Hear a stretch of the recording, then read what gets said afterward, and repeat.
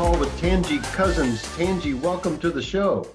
Hi, Roger. Thank you. Great to have you here. All right, everybody, I've already told you, Tangi is the Senior Account Manager for Foreclosures Daily, and she helped start the business. She's been with them for 14 years, and this is a company that researches properties at courthouses all across the country and provides information in the form of marketing lists for real estate investors. How am I doing so far?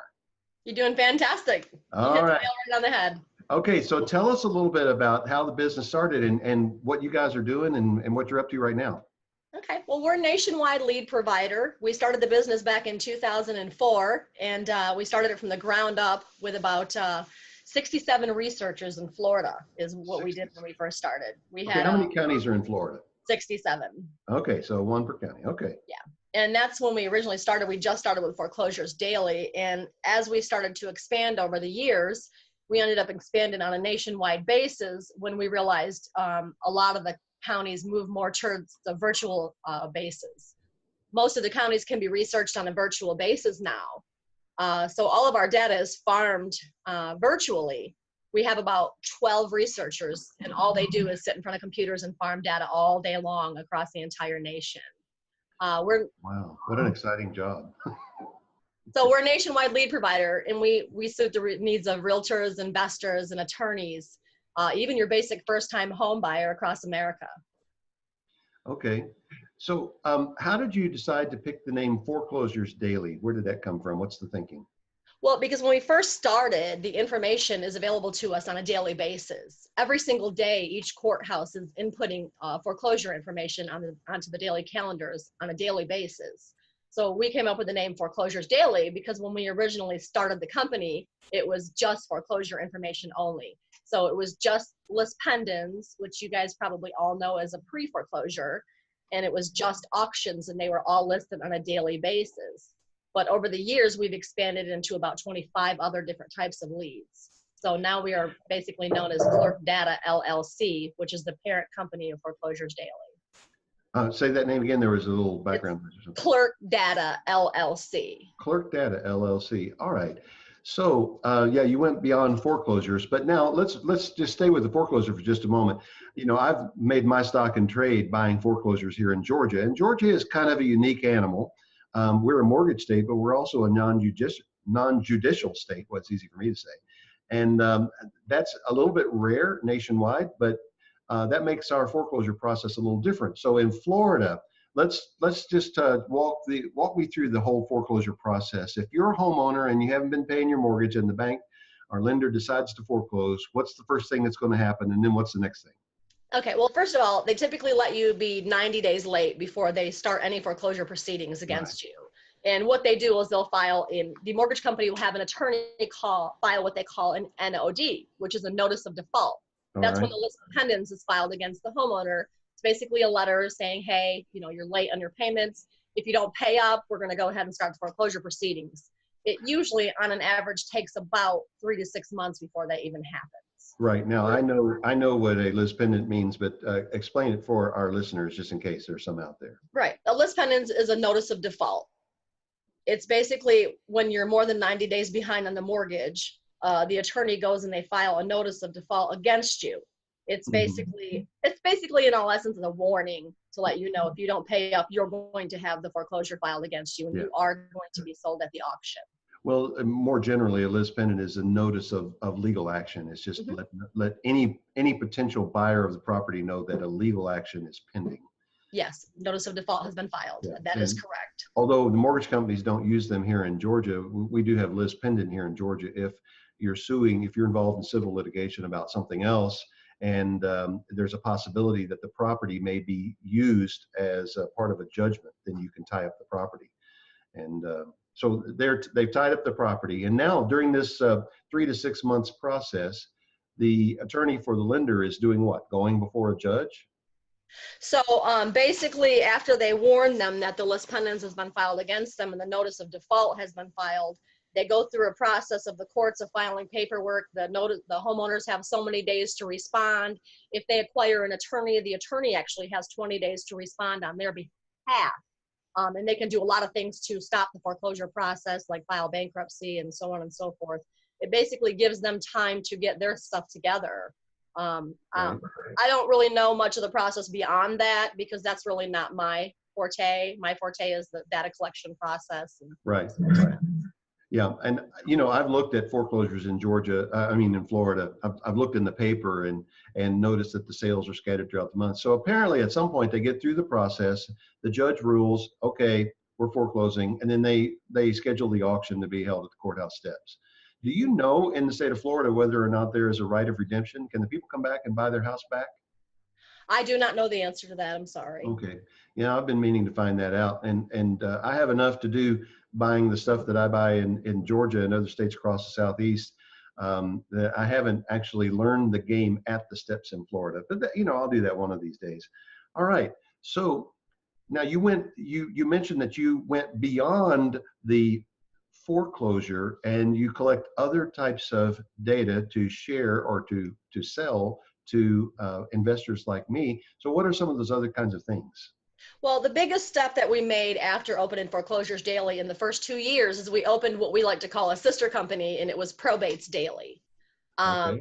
Even though probates aren't really filed daily, they're typically, well, the courthouses do them once a week, sometimes twice a week. Every courthouse is different. But we opened a company called Probates Daily. And our next step was to sell probate data across the entire nation. And then what we found when researching probate data, such as states like Georgia, North Carolina, and New York, there were certain states that was very hard to get probate data from.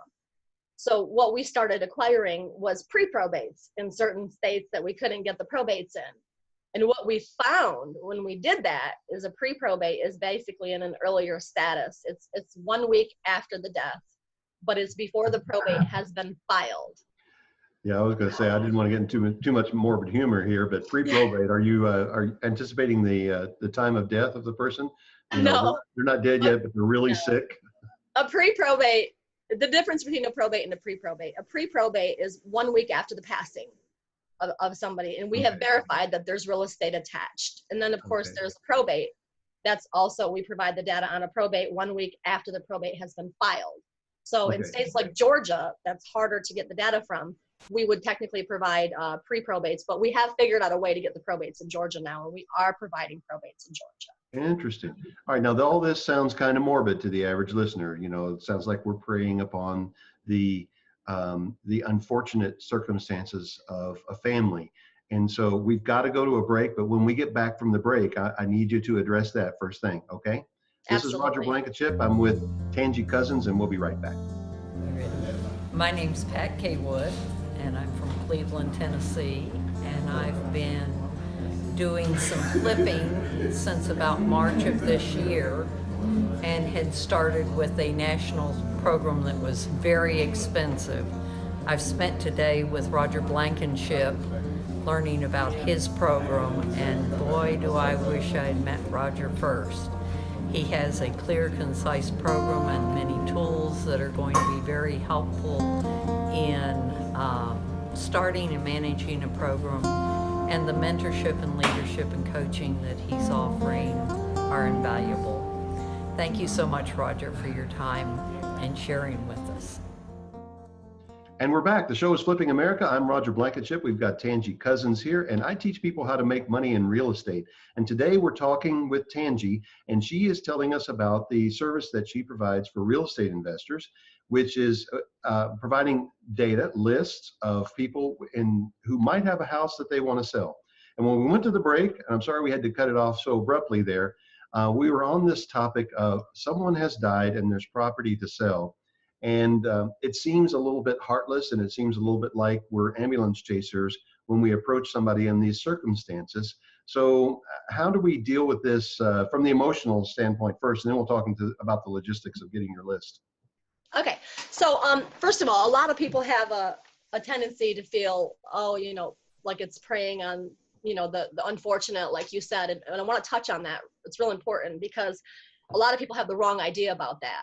When a person has passed and there's a property that's been left to a loved one, they didn't just inherit a property. They inherited HOA fees. They inherited taxes. They inherited all these extra bills. Most of the Americans today can only afford one mortgage. I'm sure you would agree with that. Most Yep. people can afford one mortgage. So when a loved one has passed on, they have the property, but it also is a burden sometimes because they're having a hard enough time supporting their own home, let alone having to support someone else's. So the average investor comes in and they think, oh, I don't really want to prey on the people who have passed and that inherit a property. I feel like I'm preying on the unfortunate. It's actually the opposite. You're actually a knight in shining armor to these people, because when you send a letter out, you know, hey, I'm expressing interest in your property and I understand you may have a property for sale. If you do, I would like to purchase your property. You know, I can close fast, cash, as is in less than 30 days. You can even leave the unwanted items in your property. You don't even need to clean, update, rehab, repair. So when they get this letter, they're thinking, oh my God, I don't have to pay for this mortgage anymore. This person's offering to buy my property, give me cash right now, and get me out of debt and having to try to pay 2 mortgages. They're actually a blessing in disguise. So, oh no, it's not preying on the unfortunate at all. These investors are actually helping people. You know, and I hate it when these investors have a bad name sometimes because people think they're preying on the unfortunate, when it's actually just the opposite. You're not. You're actually helping these people, and they're stopping them into going into foreclosure and what might be a disaster for their family. You know, they may end up losing this property that their mom and dad worked all their lives for into foreclosure, rather than reaping the benefits of the money that the parents wanted them to have, which is why they left them the property to begin with. I hope that clears some of that up, Roger. Yeah. Yeah, that's good. That's a good answer for it. Okay, so let's back up a minute. We're going to get back into the details in just a minute, but let's back up and, you know, let's lift this plane off and get up to a few thousand feet, and let's get to know Tangi a little bit, because my guess is when you were like in the 5th grade and you had career day and the policeman and the fireman and somebody's daddy was an insurance salesman and they all came to school and had career day, and you're sitting there thinking about what you want to be when you grew up, I bet you were not thinking about data analyst. So No. when you were small, what did you want to be when you grew up? Honestly, you know, the basic, the model, singer, you know, anything that made me become a star. Oh, okay. So yeah, you wanted to be up in front of people. And Yeah, yeah, I noticed you. I've seen you in front of a group, and yeah, that's a natural thing for you. I see that. thank you. All right. All right. So how's your singing voice? Well, you know, it's not too bad. I do have a karaoke machine, you know, I can, Well, maybe we'll have you sing a little number before we get off the show here today. No. Okay. Of course. I'd have to have a few first. Well, you know, this show's being recorded during the daytime, so it may be a little early for that. Yeah. All right. Now, 5 o'clock okay. somewhere. So life happens, and so you grew up and you came upon this opportunity. Tell us a little bit about how the opportunity came about and how the company started, because you were there right at the start of this company. Yeah. So what actually happened is I was reading an ad in what we call the Ledger in Polk County. And the Ledger is a newspaper article where people list jobs and postings. And I come across a job for a sales representative for selling data, for selling foreclosure information. And I responded to the article via phone. And the gentleman that owned the company, his name was Erwin Cantor. And he actually ran a company called Foreclosure Hotsheet. That's Erwin Cantor, and he ran Foreclosure Hotsheet. And what they did is they printed the book on a weekly basis. We didn't even do online, so it was back in the ancient days. So we actually printed books, and they hired me on the spot the second they met me on the phone. Even they hired me before I even got there. And so I went there and I met him and his wife in their beautiful home in Treasure Island, Florida. And we created a business relationship, and my job was to go to courthouses and spark up business at the courthouses with the current investors that were standing there auctioning, bidding on auctions. Right. So that's how we started. And within the first year, we merged with this online company called Foreclosures Daily that they had just started as well. So we had the book, they had the virtual, and we merged as one bigger company and just created Foreclosures Daily giant. Within the first couple of years, we were rated, I think it was 35th. In this magazine of the best investment companies around. And then we also actually, one of the owners was nominated, I think it was 10th in Tampa for the top businessman of the year. And we created this multi-million-dollar company within a couple of years of being open. And we took the book and faded the book out within the first year and moved to an online stance only. So that was 14 years ago, and the rest is history. Yeah. Yeah, and so now you're a big shot in the real estate investing world, and you're in command of a lot of people and a lot of data that gets out there to investors. And so we're going to circle back around to the investors because we got about maybe 30 seconds here before we got to go to the next break. So just give us a quick rundown on all the different lists and so forth that you guys have.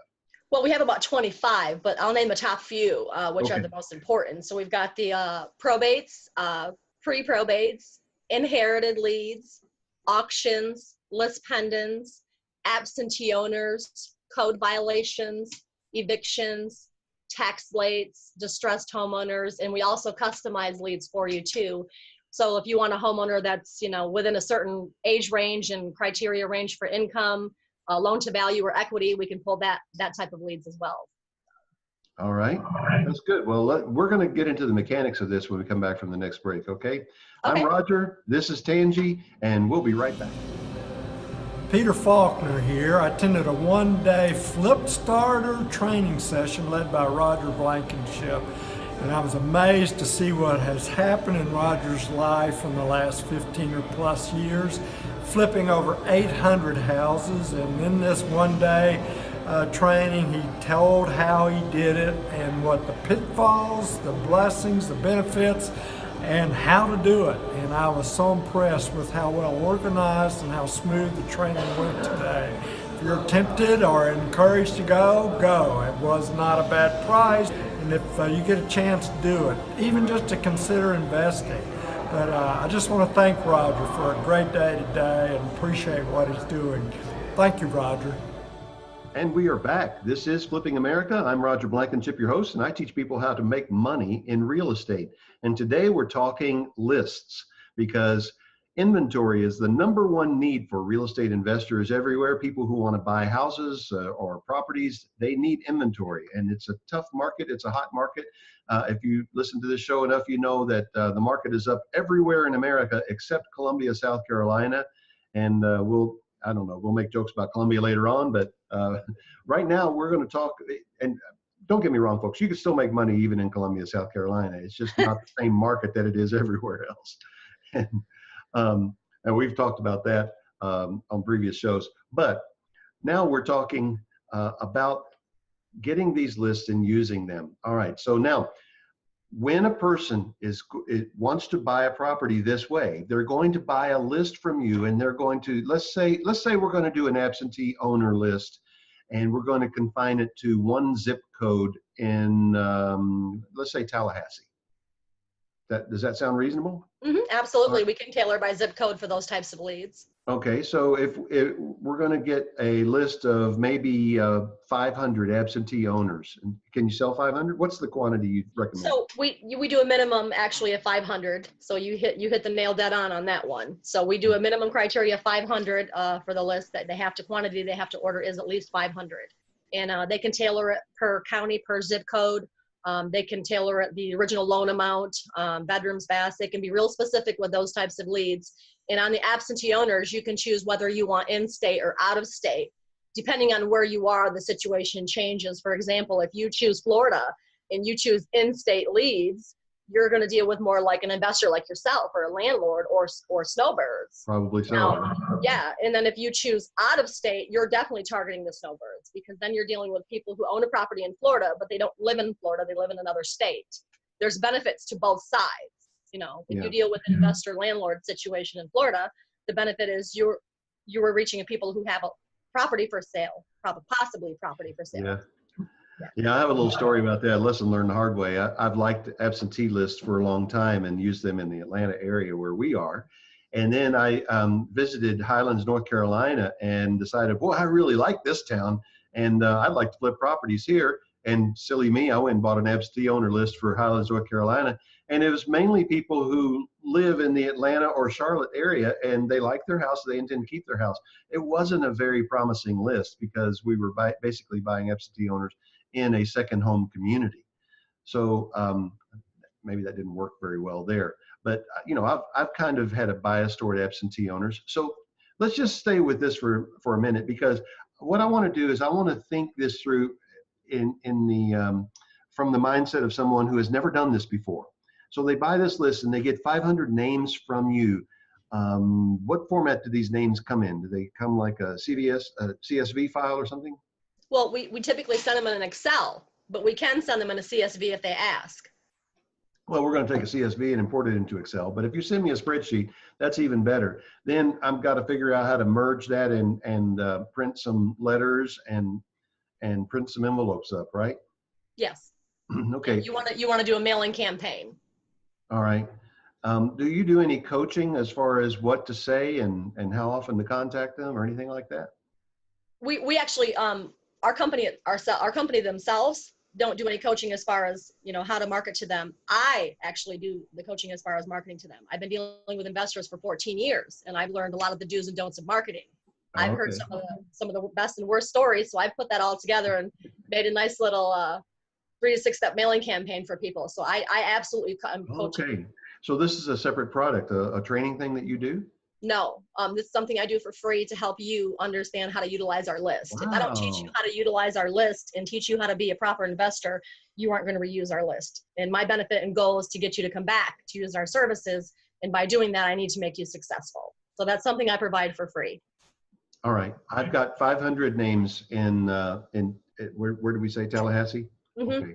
I got 500 names in Tallahassee. And so I got them all and I printed out the letters and I basically just did a simple letter that says, hey, we're looking to buy houses in this particular area. We have cash, we can close fast. If you would like to sell your house to us, please call this number.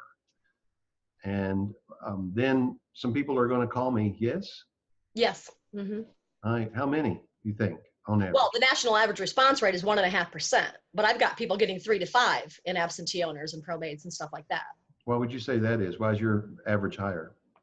Well, because the average that I'm going by is the national average for foreclosures for people who are in list pendant status. You're competing with hundreds of other people doing the same type of marketing. When you deal with a more targeted list like probates, pre-probates, absentee owners, inheritance, divorce leads, those are targeted lists that people fear to touch so much because they think that they can't do it because they think that they don't know how. I teach people that you can market to any list, and it doesn't matter if you know how to do the list or not. Your job is to know your job, not their job. Okay. All right. Now, so I send this out and I'm going to have a 3% response rate, which means 15 people have called me, right?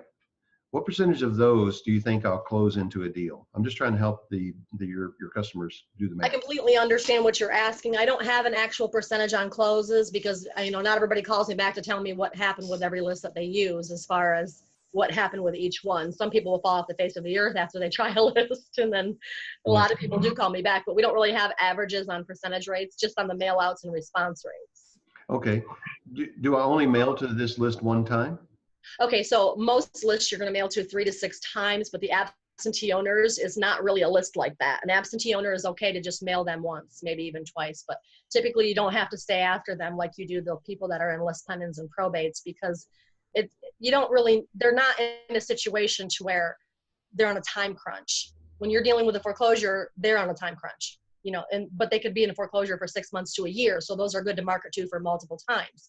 When you're dealing with probates, you know, the average probate takes 2 to 4 months to complete.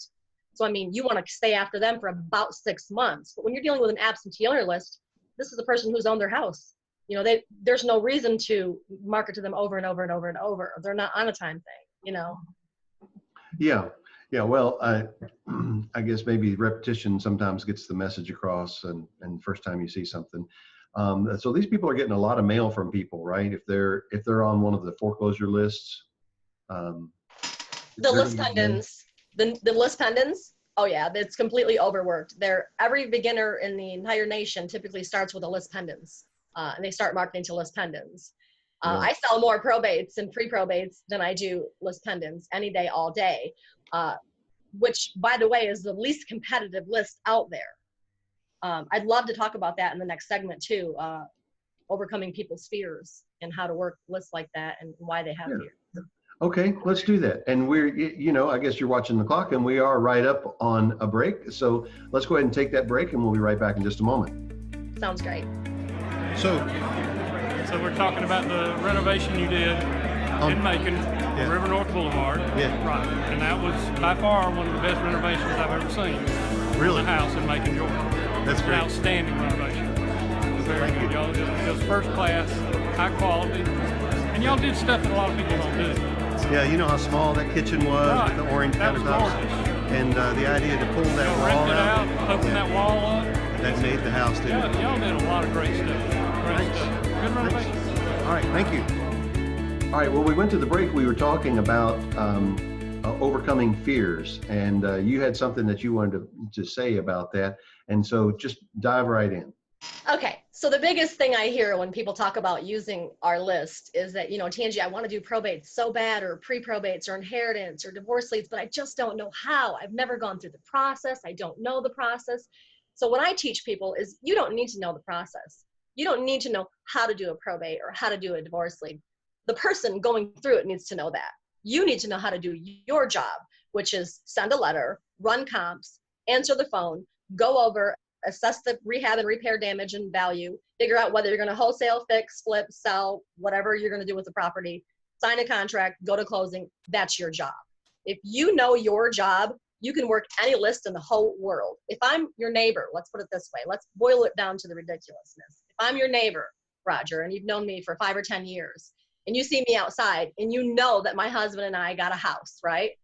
Whether it's divorce, foreclosure, absentee owner, it doesn't matter. The bottom line is I have a house and you want to know if I want to sell it. You're going to come across the street. You're going to approach me and say, hey, Tangi, did you guys want to sell that house you guys got? You're not going to run out and take a $10,000 training course to figure that out, are you? No. I tell people, listen, if you can approach me outside my door, what makes you so scared to send a letter 10 miles across town saying the same thing? Hey, I'm just wondering if you want to sell your property. People are so funny. They put themselves in this little box and they can't go outside of it unless they think that they know how. But I teach people you don't need to know how. You need to know your job. Now, if you want to go out and spend $10,000 on training, by gosh, do it. But do it to train yourself on your job, not their job. It's their responsibility to know how to go through their probates, their divorce, whatever their situation is. So that's what I teach people in the classes and stuff that I teach for free on how to use our list. Yeah, and of course, I recommend some training and a mentor because in order for us to know how to do our job, you need to know how to run comps, you need to know what comps are, and you need to know how to estimate repairs. And of course, that's part of what we teach. Absolutely, and I completely agree. I think every person out there should go to real estate clubs and surround themselves with as many people as they can of like-minded individuals. And I think everybody should have a mentor, everybody, to do their job, not somebody else's though. So I had a client one time who wanted to do his own marketing letter, and I said, sure, go ahead. And it was awful. Oh, God.